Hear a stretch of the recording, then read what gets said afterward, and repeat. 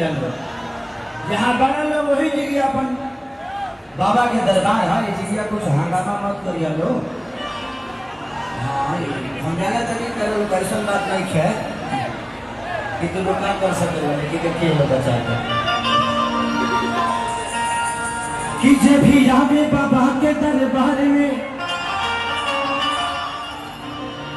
सभी भागे जाला नारी हो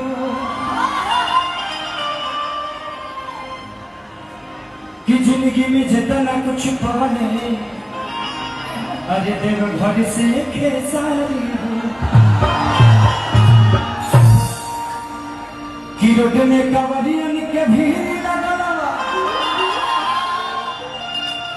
अरे कोका चले हते जपिया और बा पिया डराई बोलू हो।